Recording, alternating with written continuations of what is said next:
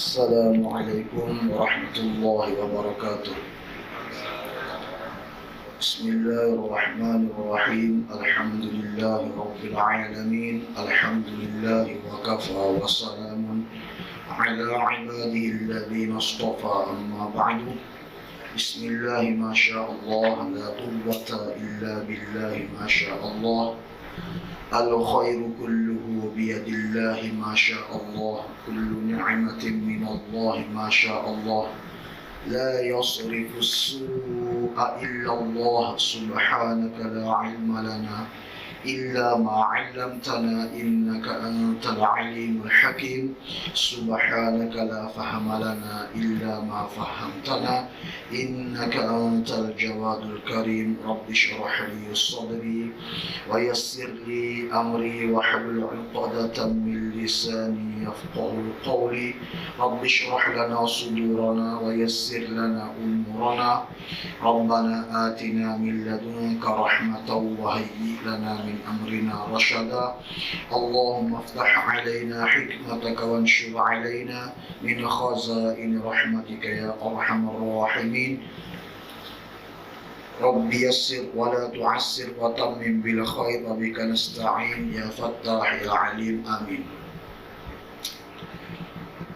Alhamdulillah, syukur kita pada Allah Subhanahu wa taala. Allah dengan limpah rahman dan rahim Allah Subhanahu wa taala telah pilih saya, tuan-tuan dan puan-puan, duduk dalam rumah Allah, mengerjakan solat fardu maghrib secara berjemaah, kemudian duduk dalam majlis ilmu, membicarakan tentang adab-adab dalam sunnah Nabi sallallahu alaihi wasallam. Jadi sebelum kita mulakan pengajian kita pada malam ini, sukanya saya minta tuan-tuan dan puan-puan boleh kita sama-sama bersolawat seperti mana yang telah kita pernah baca sama-sama sebelum ini. Jadi boleh kita sama-sama baca, mudah-mudahan kita dapat pahala seperti mana yang disabdakan oleh Nabi. Dapat baca sekali, Allah Subhanahu wa taala bagi pahala seolah-olah beribadat ibadat sunat selama 1000 hari tanpa henti, ataupun salah satu hadis lagi berbunyi 2000 hari beribadah sunat tanpa henti. Jadi kita baca salawat, insya-Allah mudah-mudahan ada barakah majlis kita. Jazallahu anna. Boleh ikut saya. Jazallahu anna Sayyidana Muhammadan sallallahu alaihi wasallam ma huwa ahlu. Jazallahu anna Sayyidana Muhammadan sallallahu alaihi wasallam ma huwa ahlu. Jazallahu anna Sayyidana Muhammadan sallallahu alaihi wasallam ma huwa ahlu. InsyaAllah mudah-mudahan gitu ya, kita dapat pahala seperti mana yang diniatkan, insyaAllah. Jadi kita sambung pengajian kita tentang bab adab ya. Jadi hari itu saya telah baca lebih kurang tentang biografi pengarang kitab ya. Pengarang kitab. Jadi kita sambung sedikit pengajian kita malam ini dalam bab adab, mencakup 50 adab dalam 50 keadaan. Qala al-musannifu hafizahullah nafa'ana bi'ulumihi fid dar. Amin. Bismillahirrahmanirrahim. Jadi tuan-tuan dan puan-puan, kita dah kenal, saya ada sebut secara ringkas siapa pengarang kitab. Pengarang kitab ialah Sayyid Muhammad Amin bin Idrus. Itu nama pengarang kitab. Ya, bin Abdullah, kalau panjang lagi bin Abdullah, Sayyid Muhammad Amin bin Idrus bin Abdullah bin Umar bin Syekh Abu Bakar bin Salim Ba'alawi Al-Husaini Asy-Syafi'i hafizahullah. Beliau dilahirkan pada hari Jumaat tanggal 12 Rabiul Awal, sama dengan tarikh kelahiran Nabi Muhammad sallallahu alaihi wasallam. Sama ya. Jadi beliau dilahirkan pada tahun 1401 Hijrah yang bertepatan pada tanggal 16 Januari 1981 Masehi. Jadi beza antara beliau dengan saya, dia tua sikit lah, 2 tahun. Saya muda sikit, 2 tahun. Jadi beliau memang berasal daripada Indonesia. Beliau lahir di Indonesia, di Jawa Timur. Kemudian setelah itu beliau telah belajar. Orang pertama jadi guru beliau ialah ayah beliau sendiri. Kemudian beliau terus belajar kepada kebanyakan guru, sehinggalah kepada salah seorang guru beliau itu Habib Zain bin Ibrahim bin Sumaid rahimahullah yang mengajar beliau di Mekah selama 21 tahun. Jadi hebatlah, bukan calang-calang ya. Jadi kita kena, orang kata, kita kena rasa syukur sebab dengan sebab ulama ni kita mudah mengaji hari ini. Kita mudah mengaji. Duduk dekat surau masjid kan. Kita mudah mengaji ni dengan sebab pengorbanan ulama-ulama terdahulu. Mereka sanggup habiskan masa mereka untuk ilmu, sehingga kan umat di akhir zaman ini mudah untuk belajar ilmu. Pergi mana-mana masjid, surau, ada pengajian ilmu. Ya, jadi itu sebaringkaslah ya, sebaringkas tentang, orang kata, tentang kehidupan ataupun biografi penulis. InsyaAllah kita pergi pada seterusnya. Kalau ada tuan-tuan yang ada kitab, Masya Allah lagi bagus ya. Jadi bab ilmu ni, kalau kita orang kata, kita telusuri kehidupan alim ulama, memang Masya Allah lah, jauh lah beza kita dengan mereka, jauh beza. Imam Nawawi rahimahullah, salah seorang imam dalam mazhab Imam Syafi'i. Imam Syafi'i itu di bawah, orang kata, di bawah mazhab Imam Syafi'i, orang yang berkhidmat dalam mazhab Imam Syafi'i ramai ulama yang berkhidmat mazhab Imam Syafi'i. Imam Nawawi rahimahullah, beliau mula belajar pada umur 19 tahun. Satu riwayat kata 17 tahun. Beliau mula belajar agama, belajar ilmu agama. Jadi bermula pada 18 tahun, sehinggalah beliau telah meninggal dunia. Beliau telah habiskan hampir keseluruhan hidup beliau dengan ilmu. Belajar ilmu, kemudian mudzakarah ilmu, tulis ilmu, tahqiq ilmu. Setiap ilmu yang beliau dapat, beliau tahqiq. Beliau, orang kata, beliau kuatkan lagi hujahnya dengan pandangan-pandangan dalam mazhab Imam Syafi'i. Sehingga kan ada satu kitab, iaitu kitab Majmu'. Kitab Majmu' ni antara kitab popular lah yang telah dikarang oleh Imam Nawawi rahimahullah. Kitab Majmu' yang telah dikarang oleh Imam Nawawi, beliau nak karang kitab Majmu' ini, beliau telah baca lebih kurang hampir 100 kitab ataupun lebih daripada 100 kitab. Nak karang kitab Majmu' itu, beliau telah baca dan telah kaji lebih daripada 100 kitab. Barulah beliau mulakan tulisan kitab Majmu'. Masya Allah, hebat. Kita ni kan, orang kata kita yang duk mengajar kat depan ni pun, nak mengajar baru tengok kitab. Tak mengajar tak tengok kitab. Jadi gitu. Jadi kita syukur sangat-sangat ya, dengan asbab mereka, hari ini kita mudah. Sehingga kan ulama kata, punyalah Imam Nawawi, dia tenggelam dalam ilmu. Dia telah habiskan seluruh hidup dia dengan ilmu. Maka Imam Nawawi tidak berkahwin. Tidak sempat untuk berkahwin. Dan ulama kata umur Imam Nawawi wafat mungkin pada 47 tahun. 47 tahun ataupun 49 tahun umur Imam Nawawi. Kemudian beliau meninggal dunia. Beliau tak sempat kahwin. Jadi dengan sebab beliau tak sempat kahwin itulah, umat hari ini mudah untuk kahwin.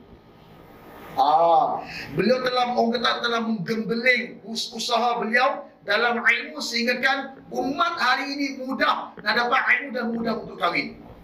Jadi umat akhir zaman ni dia tak perlu dah gembeling ilmu macam ulama zaman dulu.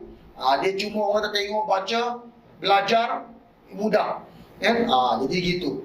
Jadi kita bersyukur sangat-sangat pada Allah. Mudah-mudahan dengan asbab mereka, dengan asbab orang kata pengajian-pengajian di masjid-masjid, surau-surau, daripada zuriat kita lahir alim ulama, orang yang berilmu pengetahuan agama, orang yang kenal Allah, yang dekat dengan Nabi Muhammad sallallahu alaihi wasallam, orang yang faham ilmu. Ya, itu sebab Nabi kata, "Man yuridillahu bihi khairan yufaqihu fid din." Barang siapa yang Allah Subhanahu wa taala kurniakan ilmu padanya, barang siapa yang Allah Subhanahu wa taala kehendaki kebaikan padanya, Allah akan beri dia kefahaman agama.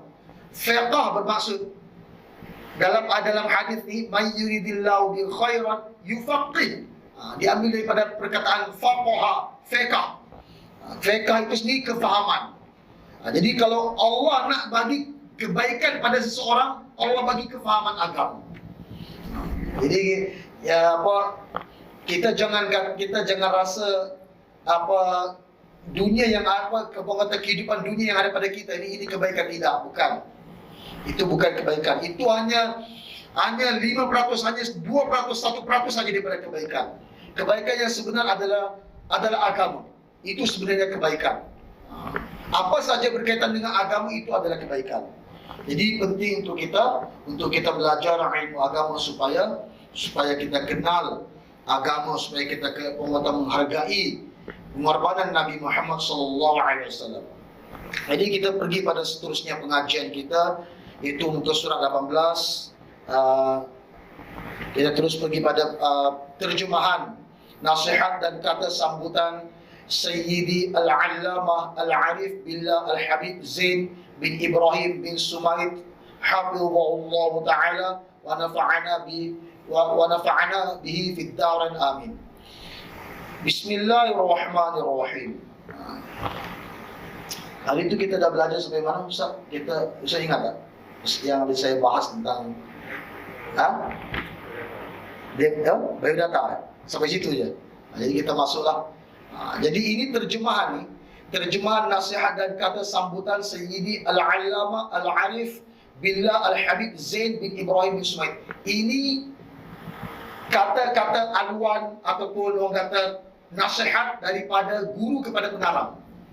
Jadi tengok orang ulama zaman dulu ni, dan ulama-ulama ni dia punya beradab, dia punya jaga adab dengan guru, sehingga kan dia nak karang kitab pun dia dahulukan dulu kata-kata aluan, kata-kata nasihat daripada guru dia, baru dia karang kitab.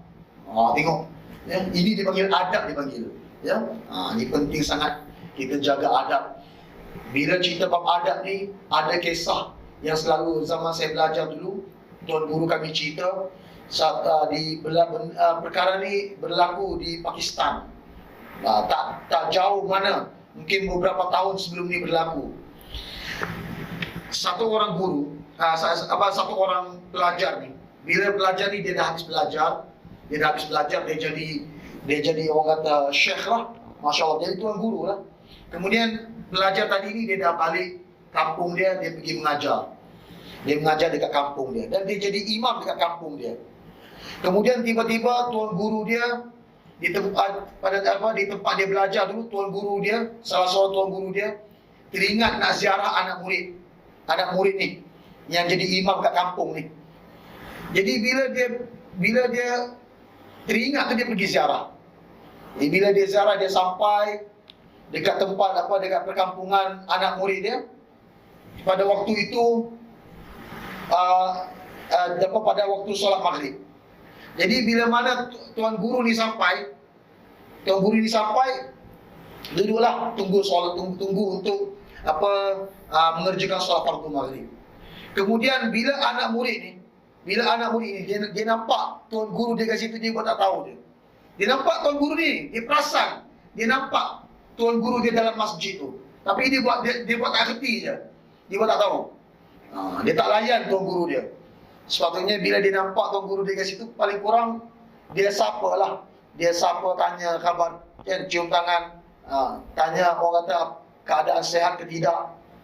Bukan sekadar itu, bahkan dia nampak tuan guru dia kat depan tu, dia nampak dalam masjid tu. Dia tak persilakan tuan guru dia untuk jadi imam. Dia pergi jadi imam. Dia timbul rasa, rasa takabur kan pada guru tu. Jadi bila dia naik jadi imam, pelajar tadi yang kata dah jadi imam tu, bila dia naik jadi imam, bila dia mula nak baca surah Fatihah, Bismillahirrahmanirrahim, senyap. Surah Fatihah pun kita ingat. Nak bagi tahu orang yang sombong dengan guru ni, bukan kata ilmu yang dia telah belajar bertahun-tahun. Surah Fatihah pun yang dia hari-hari baca pun Allah hilangkan ketika itu juga. Jadi imam, dia baca rakaat pertama surah Fatihah. Pada waktu itu juga Allah cabut daripada ingatan dia surah Fatihah. Bukan kata ilmu, surah Fatihah pun hilang. Jadi dia baca Bismillahirrahmanirrahim, dia tak ingat. Berulang-ulang kali. Dia terpaksa dia keluar daripada jemaah. Jadi tolak orang lain jadi imam.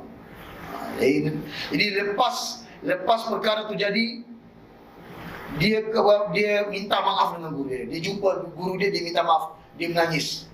Dia kata, saya minta maaf tuan guru. Dia kata, masa tuan guru berada dalam masjid ni, saya perasan tuan guru, tapi saya buat tak reti je. Saya buat tak reti, dia kata. Saya perasan tuan guru, tapi saya buat tak reti je, dia kata.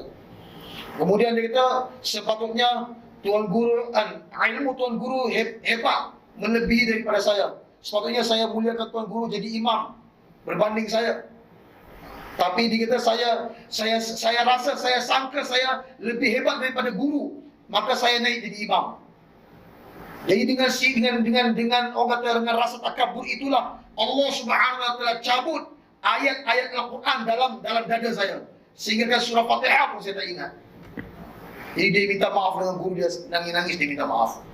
Tapi guru ialah satu orang guru ni, dia sayang dekat anak murid dia macam tu. Dia walaupun anak murid dia tak layan dia sabar, dia sayang. Dia tetap maafkan anak murid dia.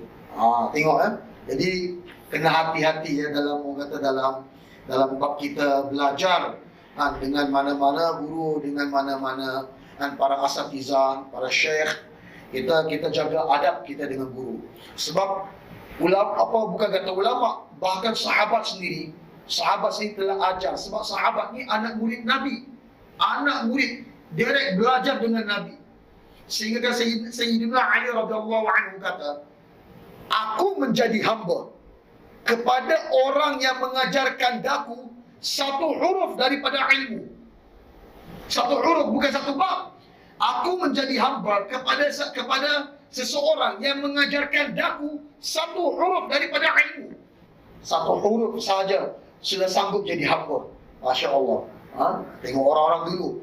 Ini dipanggil orang kata adab dia, himmah dia, semangat dia dalam belajar ilmu agama.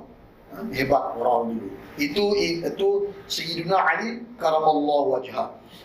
Kalau Imam Abu Hanifah kata, Imam Abu Hanifah pengasas mazhab Hanafi, kata Imam Abu Hanifah, dia kata apa?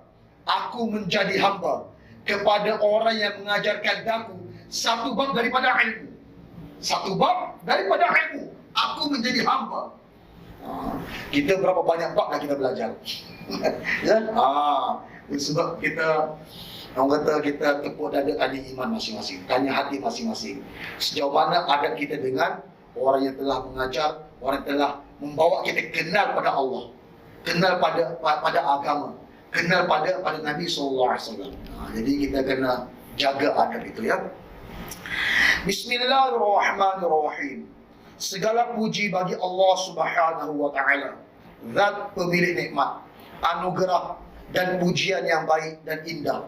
Salawat serta salam senantiasa tercurahkan kepada junjungan dan pemimpin kita, yaitu Nabi Muhammad sallallahu alaihi wasallam yang mulia, sang memberi petunjuk dengan izin Allah Subhanahu wa taala untuk menuju jalan kebenaran yang sejati. Demikian juga salawat serta salam tercurahkan kepada keluarga dan sahabat beliau sepanjang pagi dan sore. Sore ini maksudnya petang lah. Ini sebab kitab ini terjemahan dalam bahasa Melayu Indonesia. Tapi walaupun begitu, terjemahannya agak baik dan gemas. Kita mudah faham. Cuma ada beberapa perkataan orang kata Indonesia, dia menggunakan bahasa Indonesia. Jadi tak apalah, kita boleh, insyaAllah boleh saya terjemahkan. Walaupun saya bukan orang Indonesia. Ya. Amma ba'du. Jadi amma ba'du. Apa maksud amma ba'du? Maksud amma ba'du, adapun selepas itu. Apa yang selepas itu? Selepas bismillah, selepas puji Allah, selepas berselawat kepada Nabi, selepas berselawat kepada keluarga Nabi, selepas berselawat dan mendoakan kepada sahabat-sahabat Nabi. Adapun selepas itu. Jadi selepas semua itu dipanggil amma ba'du. Kadang-kadang dalam khutbah kan disebut amma ba'du. Jadi amma ba'du ni, siapa yang mulakan kalimah amma ba'du tu? Jadi ada satu kitab karangan Syekh Imam Bajuri. Imam Bajuri tulis dalam satu kitab beliau, orang yang memulakan kalimah amma ba'du ni adalah Nabi Daud alaihissalam. Nabi Daud alaihissalam yang telah memulakan kalimah amma ba'du dalam setiap penulisan ataupun setiap kata-kata, gitu ya. Jadi banyaklah pendapat ulama ya. Jadi tapi yang banyak ulama kata asalnya kalimah amma ba'du ni ialah daripada Nabi Daud alaihissalam. Sungguh Allah Subhanahu wa taala telah memuji Nabi Muhammad sallallahu alaihi wasallam melalui firman-Nya, wa innaka la'ala khuluqin 'azim. Artinya, dan sesungguhnya engkau, wahai Muhammad, benar-benar di atas budi pekerti yang agung. Dan sesungguhnya itu satu kata-kata memberi penekanan. Kemudian ditambah lagi, benar-benar berada. Jadi dua kali penekanan dalam ayat ini nak bagi tahu, memang akhlak Nabi SAW adalah akhlak yang paling agung. Dua kali penekanan Allah SWT letak dalam ayat ini. Jadi tidak ada orang lain yang boleh kita contohi melainkan Nabi Muhammad sallallahu alaihi wasallam. Ya. Jadi orang kata nak berakhlak mulia, contohi Nabi, contohi sahabat ya. Sebab sahabat belajar daripada Nabi. Rasulullah sallallahu alaihi wasallam bersabda, "Innama bu'ithtu liutammima makarimal akhlaq." Artinya sesungguhnya aku diutus untuk menyempurnakan kemuliaan akhlak. Antara perkara yang paling besar dalam agama adalah akhlak. Sehingga kan ada ulama kata perkara yang pertama sekali Allah Subhanahu wa taala timbang di mizan, di alam timbangan amal, perkara yang Allah Subhanahu wa taala akan timbang itu akhlak kita. Kalau akhlak kita buruk, maka banyaklah amalan buruk kita. Kalau akhlak kita baik, maka beratlah amalan baik kita. Ya, jadi itu. Jadi penting sangat-sangat untuk kita meniru kehidupan Rasulullah SAW agar kita, agar perkara yang sama kita dapat tonjolkan, kita dapat bawa dalam kehidupan kita berkeluarga, dalam kehidupan kita bermasyarakat, dalam kehidupan kita bersahabat, dalam kita bermuamalah, dalam kita bermuasyarah dengan setiap manusia yang kita jumpa, sama ada yang kita kenal ataupun tidak. Penting ya, Masya Allah. Rasulullah SAW juga bersabda, "Addabani Rabbi fa ahsana ta'dibi." Artinya Allah Subhanahu wa taala telah mengajariku adab, etika kesopanan. Maksudnya adab itu etika kesopanan. Maka menjadi baiklah adabku. Nabi SAW kata, Allah Subhanahu wa taala sendiri didik Nabi SAW menjadi orang yang paling baik akhlaknya. Allah Subhanahu Wa Taala sendiri didik Nabi. Dan kita jauh dengan Nabi. Tapi disebabkan ada hadis Nabi, ada sirah Nabi, ada orang kata kehidupan, cerita-cerita dalam kitab mengenai kehidupan Nabi, itu pun menjadi salah satu pengajaran untuk umat ini supaya kena bawa akhlak yang baik dalam kehidupan, mencontohi Nabi sallallahu alaihi wasallam. Jadi penting sangat ya. Penting sangat. Tiga ayat dibawa permulaan ayat Quran, kemudian ayat hadis nak bagi tahu pentingnya adab dalam kehidupan. Ya, bukan orang kata bukan satu perkara yang mau tidak mau, kita mau kita buat, kita tak mau kita tak buat. Tak, bukan begitu. Dalam mutiara syair dijelaskan, jadilah kamu anak siapapun. Ini syair ya. Jadilah kamu anak siapapun dan pelajarilah adab. Nescaya kemuliaan adab akan mencukupimu dari silsilah keturunanmu. Sesungguhnya yang dinamakan pemuda sejati itu adalah yang berkata inilah aku, dan bukan termasuk pemuda sejati yang berkata dahulu ayahku seperti ini dan seperti itu, yakni hanya berbangga-bangga dengan amalan dan akhlak orang tua. Jadi dalam syair ni dia nak jelaskan, dia nak bagi tahu satu orang kalau dia ni orang kata akhlaknya baik, kalau dia akhlaknya baik, dia tak perlu cerita diri dia pun sebenarnya orang boleh berbangga ke atas dia.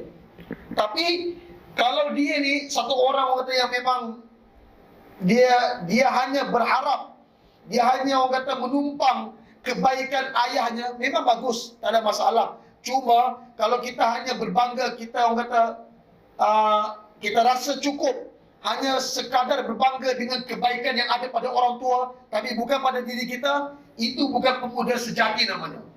Kita kata, ayah saya dulu Masya Allah bagus, kan? Akhlaknya bagus, ini, itu. Kita dah puji ayah, kita dah puji ibu, kita puji orang terdekat dalam keluarga kita. Tapi kita tu sendiri bagaimana? Satu orang, dia orang kata akan diketahui silsilah keturunan dia tu melalui akhlak adab dia tu sendiri. Dia tak perlu nak cerita tentang kehebatan orang tua, tak perlu. Cerita kehebatan orang tua tu bagus. Tapi kalau benda itu terhasilnya akhlak pada si anak, itu bagus. Tapi kalau dia hanya berbangga dengan kebaikan orang tuanya, tapi dia sendiri tidak ada, jadi tidak sepatutnya begitu. Jadi pemuda sejati bukan begitu orangnya, ya. Jadi kita nak orang kata salah silah keturunan kita ni baik, maka jagalah adab, ya. Penting sangat. Bagi pelajar dan penempuh jalan akhirat, setiap daripada kita adalah penempuh jalan akhirat, bukan sekadar pelajar, bahkan setiap daripada kita adalah penempuh jalan untuk menuju akhirat. Jadi mau tidak mau setiap orang akan mati, setiap orang akan merasai mati, ya. Maka seharusnya mereka menghiasi diri dengan akhlak yang mulia dan beradab dengan paling baiknya adab. Akhlak mulia lagi, kemudian dihiasi dengan adab lagi. Digabung dengan dua perkara. Tak cukup dengan akhlak, bahkan adab pun kena jaga. Masya Allah, ada orang dia akhlak dia bagus, tapi adab dia dengan perkara yang berkaitan dengan dia tak jaga. Dengan orang tua, depan orang tua, Masya Allah, jalan tunduk, orang kata pijat semua tak mati kan. Masya Allah, hormat. Dia hormat, beradab dengan orang sekeliling dia. Tapi dengan diri dia sendiri dia tak beradab. Benda yang berkaitan dengan dia tak beradab. Contoh kalau dia balik rumah, sepatutnya kasut itu dipakai di luar, tapi dia balik rumah, dia bawa kasut sekali masuk dalam rumah. Jadi di situ pun sudah tidak ada adab. Dia boleh jaga akhlak dia baik dengan orang, tapi adab dia sendiri dengan diri sendiri dia tak mampu nak jaga. So kena penting dua perkara kena ada. Adab berserta akhlak, dua-dua kena seiring. Dua-dua kena seiring, bukan satu sahaja. Kalau orang kata hanya merasa cukup dengan adab tapi tidak berakhlak pun tidak. Kalau hanya merasa cukup dengan akhlak tapi tidak beradab pun tidak. Dua-dua kena seiring. Sebab bila berakhlak akan melahirkan buah adab. Bila beradab akan melahirkan pokoknya akhlak, ya. Begitu. Jadi kena bawalah, ya, penting. Terlebih lagi pada zaman sekarang yang mana hal tersebut telah hampir punah. Betul, zaman sekarang dah makin terhakis adab. Yang baru ni ada pula viral baru ni. Anak dia kena cuci longkang dekat sekolah. Anak dia disuruh cuci longkang. Dia tak puas hati, dia message mak dia, message cikgu tu. Dia kata, kenapa cikgu? Dia kata, mula dia persoalkan kenapa cikgu tak tengok prestasi pelajaran anak dia. Kemudian itu yang pertama. Yang kedua, kenapa anak dia didenda cuci longkang? Cikgu tu kata, kalau puan, dia kata kalau puan rasa anak boleh ajar didik anak puan sendiri, ambil anak puan didik rumah. Ambil anak puan, bawa pergi rumah, didik kat rumah sendiri. Kita hantar anak kita pergi sekolah, pergi madrasah, pergi orang kata pondok-pondok. Kita beri kepercayaan pada cikgu, pada guru, untuk menjadikan anak kita ni, orang kata paling kurang kalau tak mampu jadi yang terbaik untuk orang, untuk dicontohi orang, paling kurang jadi baik untuk keluarga pun. Satu perkara yang orang kata sudah baiklah, sudah cukup baik. Tapi disebabkan ialah kadang-kadang kelemahan ibu bapa zaman sekarang ni, dia tak tekankan adab dengan anak, menjadikan anak tu sendiri dia kurang adab dengan guru, ya. Jadi peliklah, pelik sangat kan, kenapa si ibu tu boleh marah cikgu. Sampai cikgu tu kata, kalau rasa boleh didik sendiri, boleh bagi anak tu jadi baik, ambil anak balik rumah. Sampai cikgu tu kata, dia kata, kalau puan nak tahu, dia kata, anak puan belajar dekat sekolah, kelas saya sebulan 3 kali dia datang. Mana pergi hari-hari lain? Nak bagi tahu, sebab jangan tengok salah cikgu, tengok salah anak tu. Orang tua tu sendiri macam mana dia didik anak, macam mana dia nak jadi, orang kata, misali, contoh untuk anak. Jadi kita di rumah, kita kena menjadi contoh yang baik pada ahli keluarga kita. Baru lagi perkara ini baru berlaku, ya, baru saya dalam 2-3 hari. Saya terbaca kan, tengok. Ini kita baca daripada awal sampai habis. Masya Allah, kesianlah cikgu tu kan. Sampai orang tua dia nak ibu kepada budak tu nak bawa pergi polis pula, nak jadikan kes polis. Padahal suruh budak tu cuci longkang dia pun takkan berkhidmat untuk orang kata membersihkan kawasan sekolah, menjadi satu kesalahan. Betul tak? Mana perginya adab? Ini penting sangat, ya, penting sangat-sangat. Dan mereka tidak mengetahui bahawa sesungguhnya adab yang mulia itu merupakan pondasi. Pondasi di bahasa Indonesia merupakan foundation, ya, ataupun dibagi asas. Adab yang mulia itu adalah asas, ya. Jadi kalau siapa yang ada kitab tu boleh padam pondasi itu, kalau dia tak faham dia padam, dia tulis asas di situ. Merupakan asas yang dijadikan sebagai pedoman.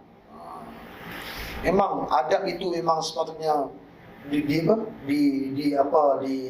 dibawa dalam kehidupan, diamalkan dalam kehidupan. Seorang pelajar tidak akan mendapatkan rahsia suatu amalan kecuali dengan adab. Memang betul. Sebab itu Abdullah bin Abbas radhiyallahu anhuma, kenapa beliau menjadi salah seorang yang hebat dalam ilmu di kalangan sahabat. Hebat. Tapi macam mana adab beliau dengan Nabi? Macam mana khidmat beliau dengan Nabi? Abdullah bin Abbas radhiyallahu anhu, dia tolong sediakan air wudu untuk Nabi. Kalau Nabi nak ambil wudu, dia sediakan air. Kemudian Abdullah bin Abbas radhiyallahu anhu juga, kalau Nabi SAW nak keluar dari rumah, dia sediakan kasut, letak macam tu. Masya Allah, tengok jaga adab, ya. Jadi kita nak dapat, orang kata, itu sebab punca Abdullah bin Abbas radhiyallahu anhu menjadi ketua para mufassirin adalah dengan berkat berkhidmat kepada Rasulullah dan dan lahirnya doa yang tulus daripada lidah Rasulullah SAW. Rasulullah SAW doa. Rasulullah doa untuk Abdullah bin Abbas radhiyallahu anhu. Allahumma faqihhu fid din wa 'allimhu ta'wil. Ya Allah, faqihkanlah beliau dalam agama. Maksud dia dalam agama, jadi orang kata jadi orang yang betul-betul faham tentang agama. Wa 'allimhu ta'wil, dan ajarkanlah kepadanya ilmu tafsir. Ta'wil itu maksudnya ilmu tafsir. Sebab itu Abdullah bin Abbas radhiyallahu anhu menjadi guru, menjadi orang kata Ra'isul Mufassirin, ketua kepada segala ulama tafsir. Ulama yang pakar dalam bidang tafsir, gurunya, orang kata kepalanya, ketuanya ialah Abdullah bin Abbas radhiyallahu anhu. Tengok ya, gitu. Satu hari Nabi SAW berjalan dengan Abdullah bin Abbas radhiyallahu anhu. Nah, Abdullah bin Abbas ini masa tu dia kecil lagi. Tapi dia punya jaga adab dia dengan Nabi. Nabi SAW naik unta tersebut, kuda tersebut. Abdullah bin Abbas radhiyallahu anhu yang pegang tali itu, tali binatang tu. Jadi dia orang kata adab. Gitu ya. Kalau orang dia tak faham adab, dia kata, apa ni, kesian budak kecil tu. Kan, kesian budak kecil tu. Dibiarkan pula tarik tali unta tu. Tapi itulah adab ya. Dan tidak akan sampai kepada kedudukan yang tinggi kecuali dengan adab. Seseorang pun tidak akan mendapat kedudukan yang tinggi di sisi Allah Subhanahu wa taala melainkan dengan adab. Imam Malik rahimahullah, Imam Malik antara sebab Imam Malik dapat masuk syurga, ialah dengan menjaga adab. Bukan sekadar menjaga adab dengan hadis Nabi, bahkan menjaga adab dengan binatang. Satu hari Imam Malik rahimahullah, dia telah karang kitab, tulis kitab. Tengah tulis kitab tu, satu ekor lalat datang singgah dulu dekat pen yang ada dakwah tu. Sebab zaman dulu dia gunakan bulu kan. Guna bulu untuk tulis kitab. Bukan macam sekarang ni, sekarang kita pakai pen kan. Dulu orang pakai bulu tu kan, tulis kitab. Jadi bila Imam Malik rahimahullah nak tulis kitab tu, tiba-tiba satu ekor lalat datang, duduk singgah. Kita dah masuk isyak. Jadi boleh, InsyaAllah muazzin kita ya.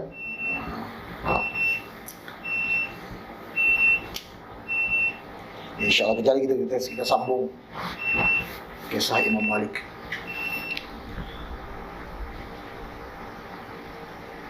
Allahu Akbar, Allahu Akbar, Allahu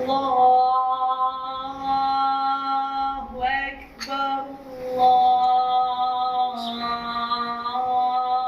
Akbar.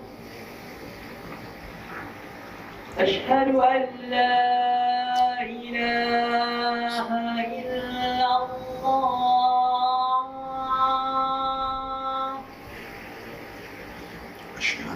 أشهد أن لا إله إلا الله.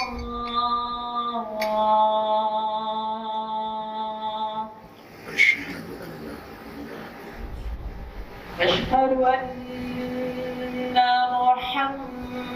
محمدا رسول الله. أشهد أن أشهد أن محمدا رسول الله. أشهد أن محمدا رسول الله.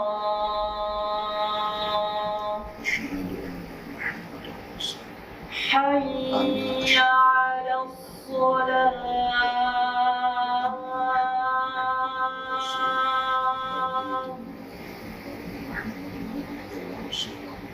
حي على الصلاة.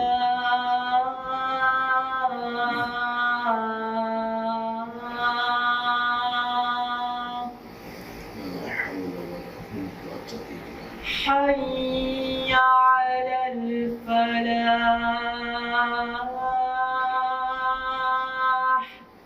La hawla wa la quwwata illa billah. حي على الفلاح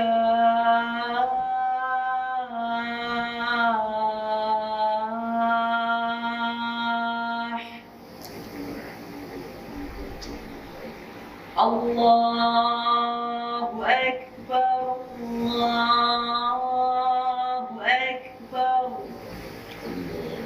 لا إله إلا الله لا إله إلا الله محمد رسول الله صلى الله عليه وسلم. اللهم رب هذه الدعوة التامة والصلاة القائمة آت سيدنا محمد بالوسيلة الفضيلة والشرف والدرجة العالية الرفيعة وبعث مقام محمد الذي وعدته. Kita sambung kisah Imam Malik. Imam Malik rahimahullah, satu hari beliau tengah tulis kitab.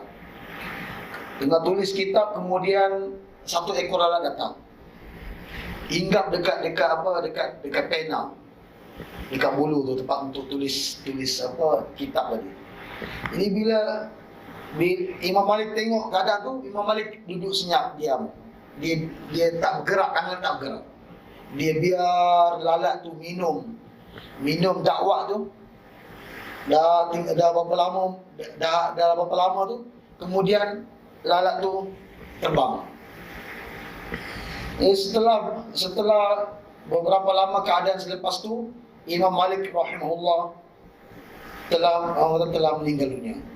Kemudian ada di antara anak murid Imam Malik yang telah bermimpi jumpa Imam Malik dalam mimpi. Tengok Imam Malik dalam mimpi tu, duduk dalam syurga. Kemudian anak murid beliau tanya, anak murid Imam Malik, dia tanya, dia kata, wahai Syekh, apa yang Allah Subhanahu wa taala telah lakukan terhadapmu sehingga kamu dapat kemuliaan begini? Dia kata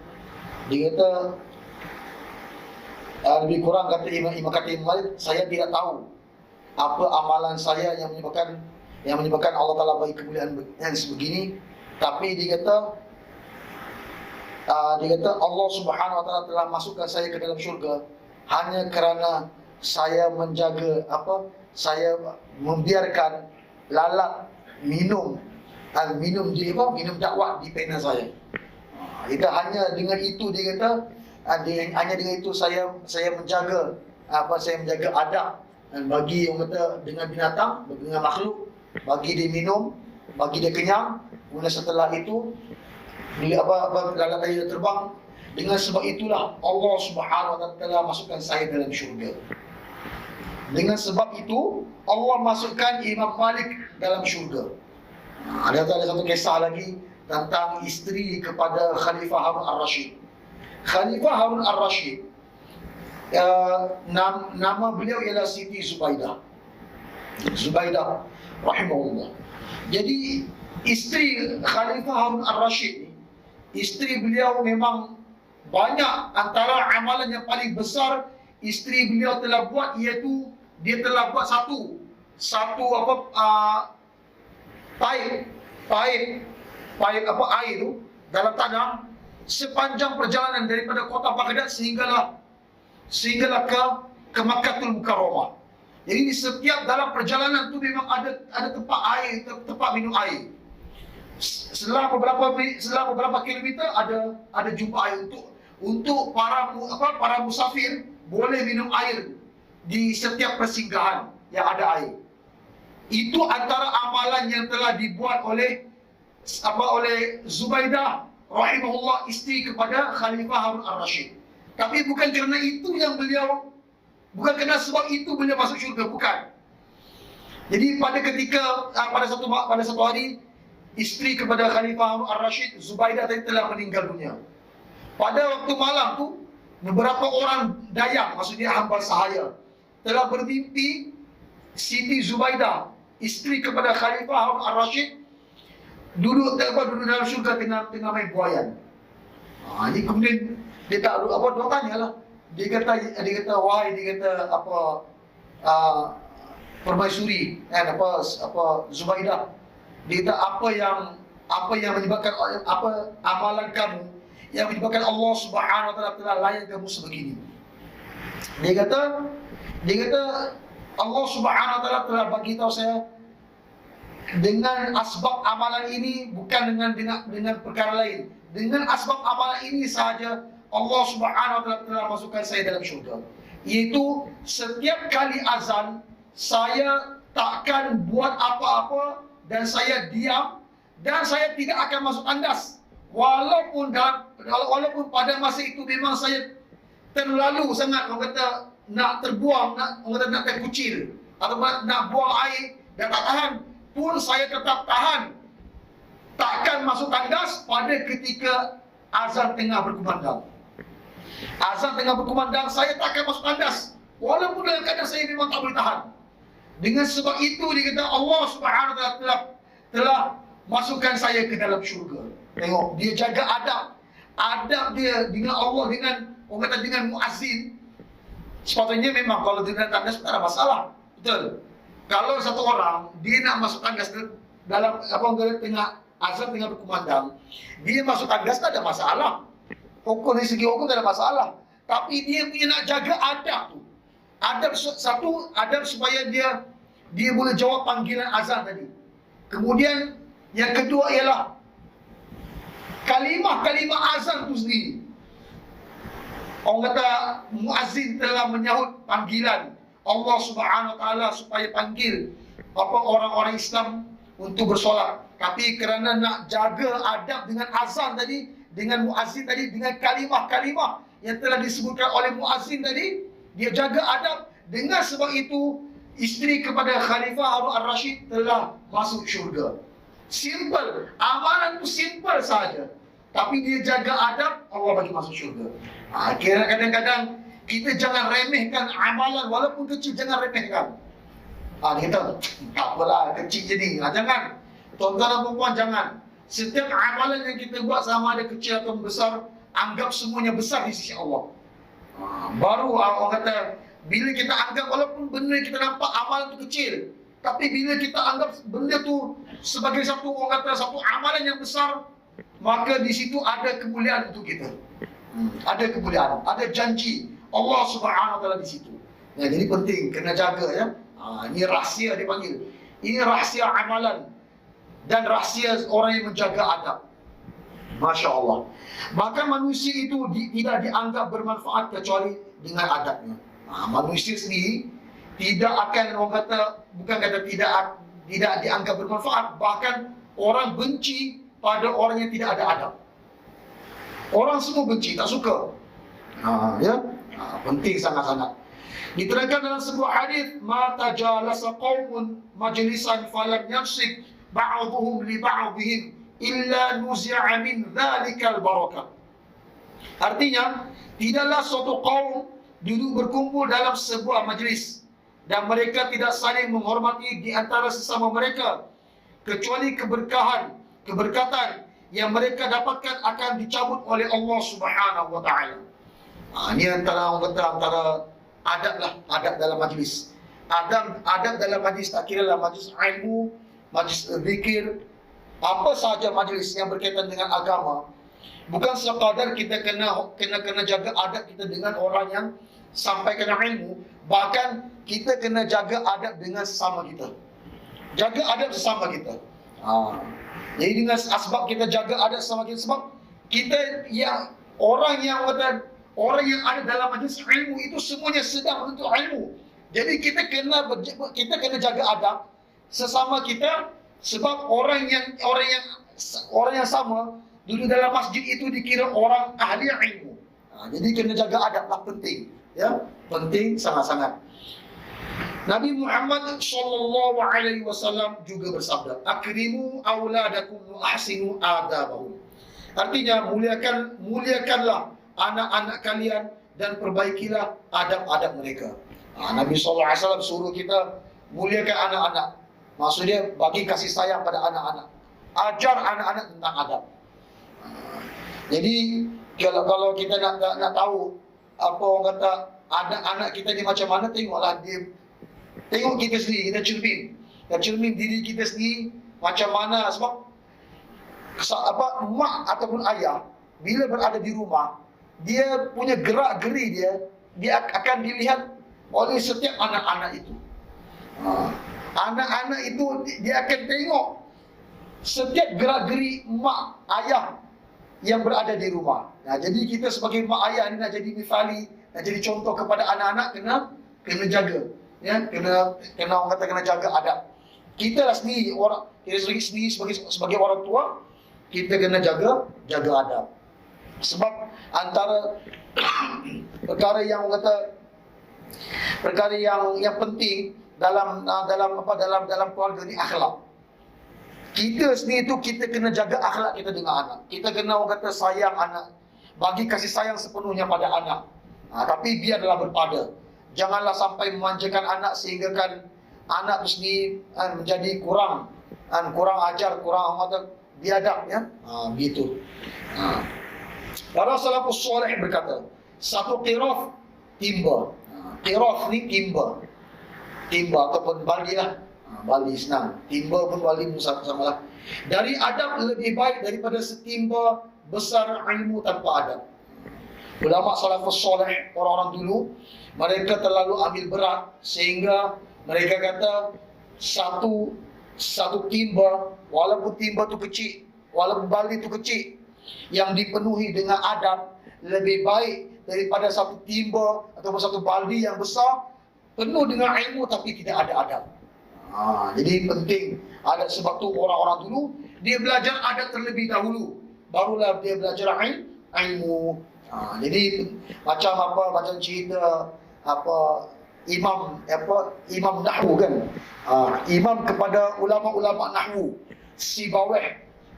Beliau macam mana beliau jadi satu orang ulama sehingga kan beliau diangkat menjadi imam kepada ulama-ulama ilmu nahwu pada ketika itu. Sibawih itu nama gelaran beliau. Macam mana masa zaman beliau belajar, beliau telah disuruh oleh guru beliau untuk jaga kambing. Kita bukan cuci longkang, jaga kambing. Kalau sekarang ni kalau mak bapak tengok, aku hantar anak aku mengaji bukan suruh jaga kambing. Aku nak hantar anak mengaji suruh mengaji, bukan jaga kambing. Tapi kalau kita lah, mungkin kalau zaman ni tengok benda tu pelik kan. Tapi orang zaman dulu tidak. Si bawah tu dia jaga kambing. Dalam masa dia jaga kambing pun dia orang kata dia mantapkan ilmu nahwu dia. Dia bermuzakarah dengan kambing. Dia pegang telinga kambing tu, dia cakap, dia apa yang dia belajar dengan guru dia semalam, dia cakap. Kemudian bila dia lepaskan telinga kambing tu macam ni. Kambing kan, kalau kita pegang telinga dia akan bawa macam tu. Jadi ini tak faham, ya kambing mana faham. Tapi disebabkan dia muzakarah, dia jaga adab, dia khidmat guru dia, Masya Allah, dia jadi satu orang yang hebat. Sehingga kan dia diangkat menjadi imam kepada segala ulama dalam bidang ilmu nahwu. Mudah-mudahan ya kalau kita jaga adab kita dengan guru dan jaga adab kita dengan orang tua, dengan alim ulama, dengan ilmu itu sendiri pun, bukan kata dengan orang alim, bahkan dengan ilmu itu sendiri pun kita kena jaga adab. Penting. Ya. Al-Imam Abdullah ibn Mubarak rahimahullah berkata, sedikit dari adab lebih kami butuhkan daripada ilmu pengetahuan yang banyak. Butuhkan maksud di sini kami perlukan. Dia bahasa Indonesia butuhkan tu perlukan, dan terjemah dalam bahasa Melayu perlukan. Sedikit dari adab lebih kami perlukan daripada ilmu pengetahuan yang banyak. Sebab dengan adab boleh menghasilkan ilmu, dan dengan adab, dengan khidmat juga boleh menghasilkan ilmu. Jadi mudah-mudahan insya-Allah kita akan sambung pengajian kita pada minggu-minggu seterusnya insya-Allah. Mudah-mudahan apa yang kita dengar selepas sedikit daripada orang kata, daripada nasihat kata mutiara iaitu guru kepada pengarang kitab, mudah-mudahan ada manfaat untuk kita. Dan terlebih lagi pada orang yang menyampaikan, mudah-mudahan kita boleh sampaikan pada orang yang ada dalam majlis ini, pada anak-anak kita, isteri kita dan ahli keluarga kita insya-Allah. Jadi apa yang baik itu daripada Allah Subhanahu wa taala, dan apa yang buruk itu pun daripada Allah. Dan atas kelemahan diri saya mohon ampun kepada Allah Subhanahu wa taala atas setiap kata-kata saya, dan saya mohon maaf pada tuan-tuan dan puan sekiranya terkasar kata dan bahasa. Kita dulu majlis dengan tasbih kifarah, subhanallah bihamdi, subhanakallahumma wa bihamdika, asyhadu an la ilaha illa anta, astaghfiruka wa atubu ilaik. Bismillahirrahmanirrahim. Alhamdulillahirabbil alamin, wassalatu wassalamu ala sayyidina maulana Muhammad wa ala alihi wa sahbihi ajma'in. Allahumma ja'alna minal ladzina yanzuruna al-kitab نظرة واحدة ويحفظون ما فيه ويفهمون به ويعملون به ويبلغون به. اللهم إنا نستودعك ما علمتنا فارده إلينا عند حاجتنا ولا تنسناه يا رب العالمين، والحمد لله رب العالمين.